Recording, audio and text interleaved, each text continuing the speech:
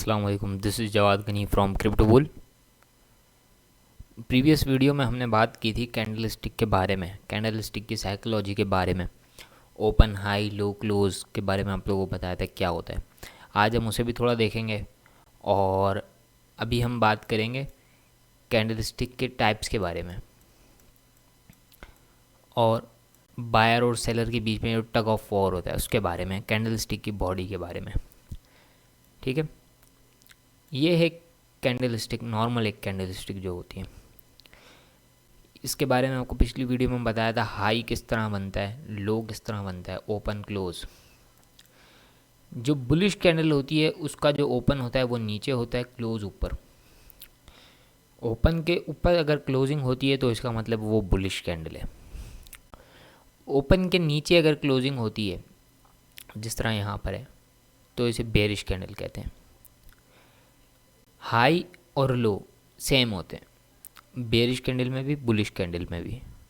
Bullish candle में भी high ऊपर होता है, बेरिश में भी हाई ऊपर होता है। बुलिश में लो नीचे होता है और बेरिश में भी लो नीचे होता है। फ़र्क सिर्फ ओपन और क्लोज का है।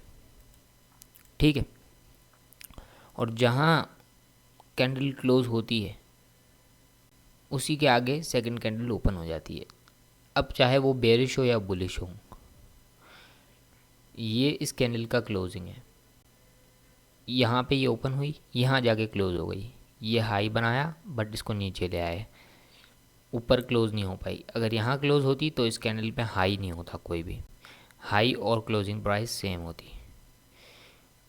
ठीक है, और इसमें भी इसी तरह है। ओपन यहाँ हुई, लो यहाँ तक लेके गए इसको, पर यहाँ थोड़ी सी बाइंग आ गई तो इसे ऊपर क्लोज कर दिया, इसलिए इसमें ये विक है।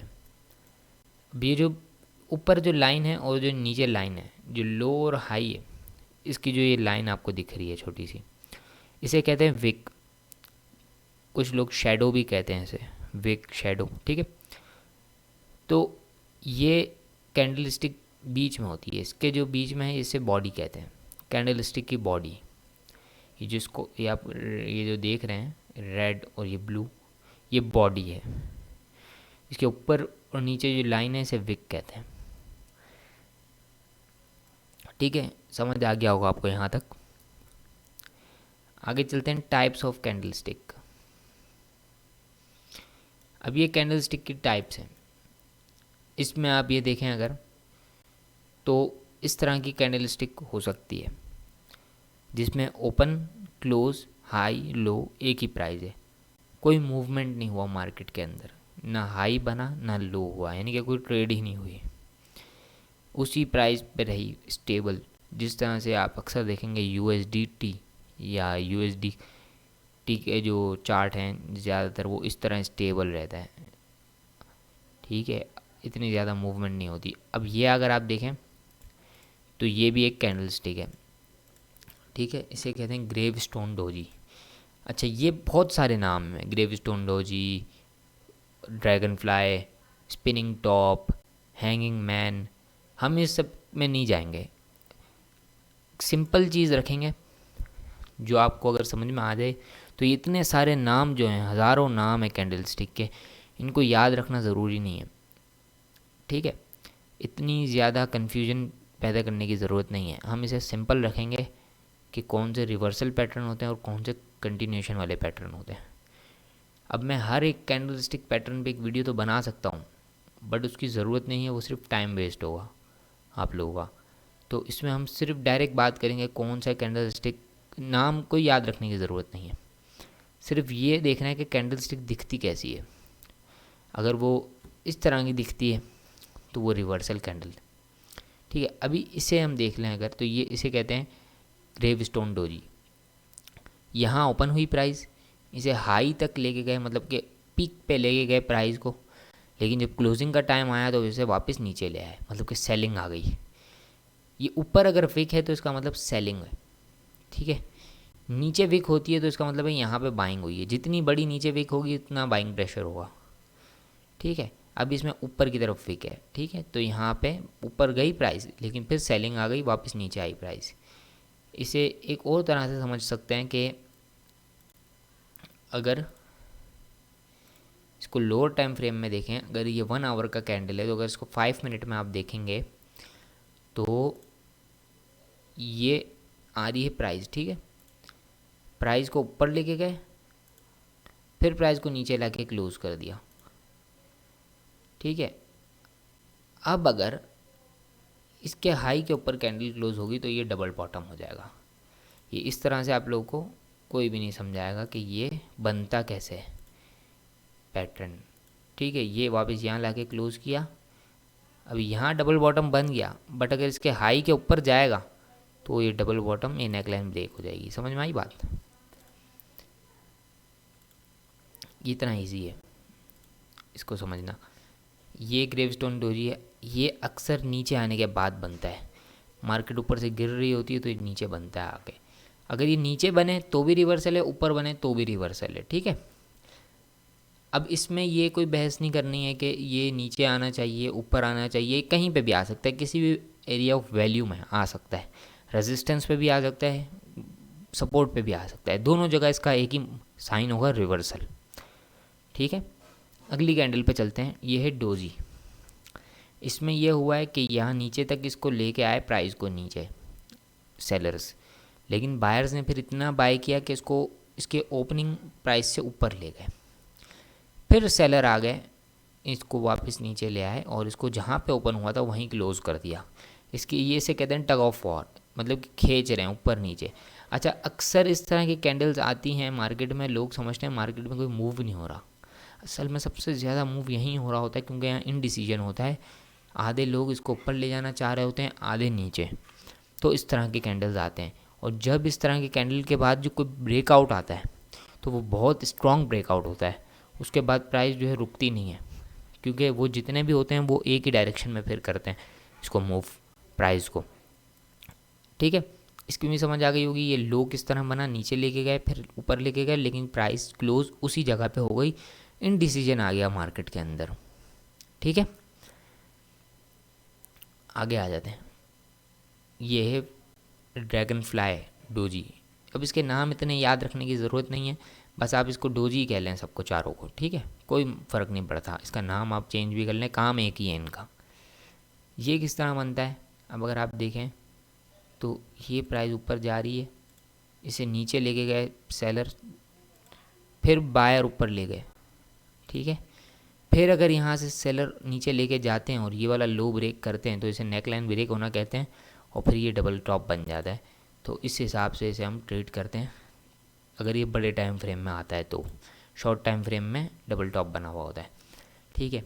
अच्छा, ये नीचे, अब डबल टॉप तो ऊपर मिलेगा हमें, ये नीचे भी आ सकता है। अगर ये नीचे आएगा तो हम इसे इस तरह देखेंगे कि ये बाइंग आई है, यहाँ पे बाइंग आई है। अगर यहाँ से अच्छी एक कैंडल मिलती है तो इसे हम बाय करते हैं। ये कैंडल्स कहीं पे भी आ सकते हैं, ऊपर भी नीचे भी, प्राइस चाहे ऊपर हो, चाहे सपोर्ट पे हो, चाहे रेजिस्टेंस पे हो, ये कैंडल स्टिक आ जाए तो इसका मतलब ये है कि मार्केट का डायरेक्शन चेंज होने वाला है, ठीक है। आगे आ जाते हैं हम इस कैंडल पे। ये एक नॉर्मल कैंडल है, इसे कहते हैं मारूबोजू कैंडल। अब इसका भी नाम है, लेकिन अब अगर आप देखें तो इसमें क्या हुआ है, इसमें लो भी नहीं है, हाई भी नहीं है। हाई प्राइस भी इसकी फुल जिस डायरेक्शन में थी क्लोजिंग उसी जगह पे हाई प्राइस है, और ओपन होने के बाद इसको नीचे नहीं लेके जा सके। जहाँ ओपनिंग थी वहीं से मूव किया, इसको ऊपर लेके गए और वहाँ क्लोजिंग प्राइस जहाँ तक पहुँची था, हाई पहुँचा था, वहीं पे क्लोज कर दिया इसको। इसका हाई नहीं बनने दिया कोई, यानी कि सेलिंग नहीं आई कोई यहाँ पे ऊपर, और नीचे भी कोई सेलिंग नहीं होने दी, बस बाइंग हुई है। ये कैंडल कोई रिवर्सल कैंडल नहीं है, ये इस कैंडल का मतलब है कंटिन्यूशन का साइन है ये। अगर मार्केट बुलिश है और ये ब्लू कैंडल आती है इस तरह की, तो इसका मतलब मार्केट में भी बहुत पावर है और ऊपर जाएगी मार्केट। और इसी तरह की रेड कैंडल आती है, जिस तरह से ये रेड कैंडल है और मार्केट नीचे गिर रही है, और ट्रेंड के बीच में अगर इस तरह की रेड कैंडल आ जाती है तो इसका मतलब ये है कि मार्केट में सेलिंग प्रेशर बहुत है और हर प्राइस पे सेल हो रही है। मतलब कि यहाँ पर भी सेलिंग हुई है, सेलिंग हुई, सेलिंग हुई, नीचे तक सेलिंग हुई है, ठीक है। तो इसका मतलब है कंटिन्यूएशन, स्ट्रॉन्ग कंटिन्यूएशन है।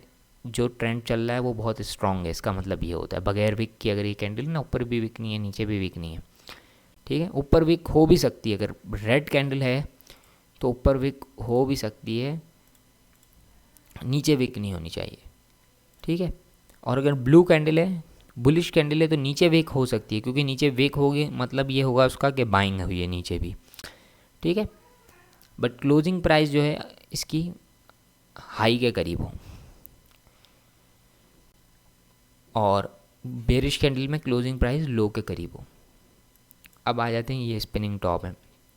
ये बहुत तरह के होते हैं, हैमर होता है, इसमें बहुत तरह के होते हैं। स्पिनिंग टॉप हो गया, ये इन्वर्टेड हैमर हो गया, इसको नीचे रखते हैं तो, ठीक है। इसमें भी किसी कन्फ्यूजन में पड़ने की ज़रूरत नहीं है। ये अगर ट्रेंड के बीच में आ रहे हैं तो इसका कोई मतलब नहीं है। अगर ये किसी रेजिस्टेंस पे आ रहे हैं, मार्केट ने पहले एक अच्छा मूव दिया ऊपर और ये रेजिस्टेंस पे आगे बन रहा है, तो फिर इस पर आप देख सकते हैं कंफर्मेशन के साथ सेलिंग का साइन है, ये मार्केट रिवर्स हो सकती है। अब इसमें हम ये नहीं कह सकते कि ये ऊपर आए या नीचे आए, सपोर्ट पे भी आ सकता है, रेजिस्टेंस पे भी आ सकता है। अभी अगर नीचे की तरफ आ रहा है तब भी रिवर्सल है, बीच में यहाँ पे बन रही है बॉडी तब भी रिवर्सल का साइन है, और ऊपर बन रही है तब भी रिवर्सल का साइन है, ठीक है। बट ये एक अच्छी रेजिस्टेंस पे आना चाहिए, ठीक है, एरिया ऑफ वैल्यू पे। ये ट्रेंड के बीच में बहुत सारे मिल जाएंगे आपको, पर वो ट्रेड के लिए नहीं होते, वो एक कंटिन्यूशन के लिए होते हैं, कोई उसका फ़र्क नहीं पड़ता। अब इसके बहुत सारे नाम हैं, स्पिनिंग टॉप कह लें इसको, हैंगिंग मैन भी इस तरह बन जाता है, यहाँ पे एक ऊपर की तरफ आता है उसको हैंगिंग मैन कहते हैं, शूटिंग स्टार होता है, पता नहीं क्या क्या होता है, बहुत सारी चीज़ें होती हैं, मॉर्निंग स्टार होता है। आपको ये सारी चीज़ें सिर्फ कंफ्यूज करने के लिए इतने सारे नाम रखें, इसमें कोई मतलब नहीं है कि इसको आप स्पिनिंग टॉप कहें या कुछ भी कहें। अगर तो ये इस तरह की कैंडल है ना, और ये किसी रेजिस्टेंस पे है, तो इसका मतलब है कि यहाँ पे ट्रेंड रिवर्स हो सकता है, ठीक है। चाहे ये बॉडी इसकी कहीं पे भी हो, हैंगिंग मैन हो, इन्वर्टेड हैमर हो, मॉर्निंग स्टार हो, शूटिंग स्टार हो, कुछ भी हो, मतलब एक ही है, रिवर्सल, ठीक है।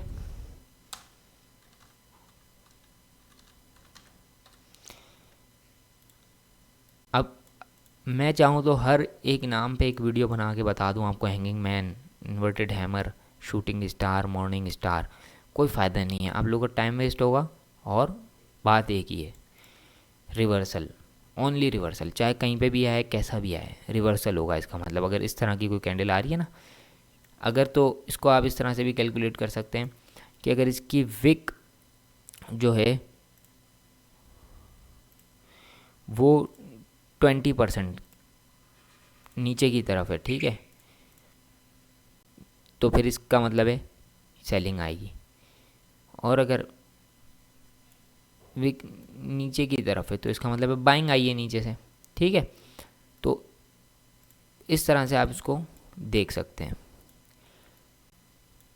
ये बहुत सारे तरह के नाम होते हैं इसके, इस पर मैं ज़्यादा बहस अब नहीं करूँगा, क्योंकि यही एक पैटर्न है जिसमें लोग ट्रैप होते हैं सबसे ज़्यादा, हैमर, इन्वर्टेड हैमर, और इन सब के पैटर्न में ये बहुत ज़्यादा बीच में आते हैं ट्रेंड के।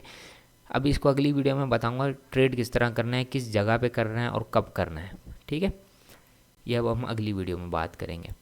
अभी आप लोगों को कैंडल स्टिक्स के बारे में बता दिए कि किस तरह के पैटर्न होते हैं। अभी थोड़ा हम इन पैटर्न को चार्ट पे भी देख लेते हैं।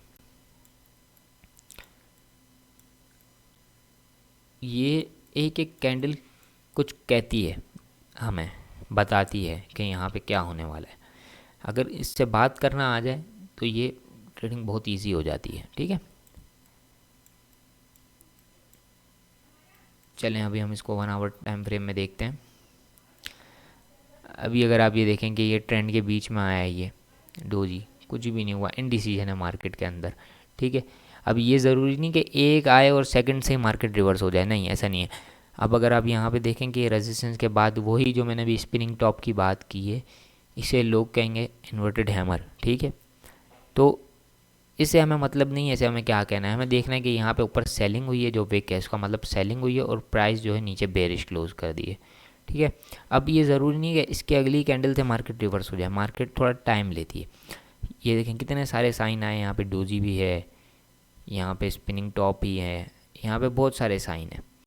उसके बाद जो मार्केट ने ब्रेकआउट दिया इस कैंडल पे, तो मार्केट नीचे आई है, ठीक है। अब अगर हम यहाँ से आगे चलें तो ये एक इंगल्फिंग पैटर्न है। इसके बारे में अगली वीडियो में बात करेंगे कि ये कैसे बनता है, इसका मतलब क्या होता है। इंगल्फिंग का भी बता देता हूँ। इंगल्फिंग में ये होता है कि जो प्रीवियस कैंडल के हाई के ऊपर क्लोज हो जाती है ना कैंडल, ये इसकी क्लोजिंग प्राइस यहाँ है, इसका हाई यहाँ पर है, ये आपको दिख रहा होगा। इस हाई के ऊपर क्लोजिंग हुई है और बड़ी कैंडल क्लोज हुई, इसका मतलब इंगल्फिंग कैंडल है। इंगल्फिंग का मतलब इंगल्फ कर दिया इस कैंडल को। इसका मतलब ये है कि जो डायरेक्शन में ट्रेंड चल रहा था, तो अगर तो ये उसके अपोजिट रहती है तो इसके चांसेस हैं कि ट्रेंड रिवर्स हो सकता है, ठीक है। और अगर बीच में आती है, जैसे ये आई है इस लो के नीचे, तो इसका मतलब ये कंटिन्यूएशन है। रेड कैंडल के बाद ही रेड कैंडल ने एंगल्फ किया है, तो इसका मतलब ये कंटिन्यूएशन का साइन है। थोड़ी ऊपर गई मार्केट लेकिन फिर नीचे आ गई, ठीक है। इसी तरह यहाँ पे एंगल्फिंग कैंडल है, ऊपर गई प्राइस यहाँ से ये। अच्छा, एक और चीज़ ये है कि ये ज़रूरी नहीं कि पूरा ट्रेंड रिवर्स कर दें। ये तब भी आती हैं जब ट्रेंड को थोड़ी सी सांस लेनी होती है या थोड़ा सा पुल बैक लेना होता है। तो अभी आप यह देखें तो ये एक स्पिनिंग टॉप है, या इसे डोजी भी कह सकते हैं, लेकिन इसकी थोड़ी सी बॉडी है, तो इसे डोजी इंगल्फिंग कुछ भी कह सकते हैं। इंगल्फिंग बोल रहा हूँ, डोजी स्पिनिंग टॉप कुछ भी कह सकते हैं। बट इसके बाद ये इंगल्फिंग कैंडल आई है, ठीक है, इस कैंडल के बाद। तो इसका मतलब ये नहीं कि पूरा ट्रेंड रिवर्स हो जाएगा, हो सकता है पुल बैक हो। यहाँ तक पुल बैक लिया प्राइस ने, फिर प्राइस ऊपर चली गई, फिर यहाँ पे यही पैटर्न आ गया हमारे पास वापस, स्पिनिंग टॉप जिसकी मैं बात कर रहा हूँ कब से। ये पैटर्न आया, उसके बाद इंगल्फिंग कैंडल आई प्रीवियस लो के नीचे, फिर ये ट्रेंड रिवर्स हुआ यहाँ से, यहाँ तक आई प्राइस, फिर ये उसी तरह से। लेकिन ये इंगल्फिंग कैंडल है बट ये इतनी स्ट्रांग नहीं, क्योंकि हाई के ऊपर नहीं क्लोज हुई। फिर ये पुल बैक हुआ, फिर यहाँ स्पिनिंग टॉप आया या इन्वर्टेड हैमर जो भी कह लें इसे आप, फिर प्राइस नीचे आ गई। ये देखें, ये एक स्पिनिंग टॉप आया, लूज ब्लो कैंडल आई वीकली चार्ट में, प्राइस नीचे चली गई। अच्छा, अब इसको किस जगह पे देखना है, अभी इतना तो इसमें तो मैं आपको दिखाऊं कितने सारे। ये देखें, ये फेल है, ये फेल हो गया, ये यहाँ पे बहुत सारी बाइंग गई लेकिन फेल हो गया, फिर भी नीचे आ गई प्राइस। इन्हें किस जगह पे देखना है, किस तरह देखना है, ये अगली वीडियो में बात करेंगे हम कि फेल क्यों होते हैं ये पैटर्न, ठीक है। ये फेल भी होते हैं, ये देखिए यहाँ फेल हो गया, यहाँ फेल हो गया, यहाँ फेल हो गया, यहाँ फेल हो गया, इधर भी फेल हो गया, यहाँ काम किया है इसने। किस जगह काम करते हैं ये पैटर्न, इसे हम गलत जगह पे देखते हैं तो ये फेल हो जाते हैं, ठीक है। ये हम अगली वीडियो में बात करेंगे। यहाँ वीडियो बहुत बड़ी हो गई है, ठीक है। अल्लाह हाफिज़।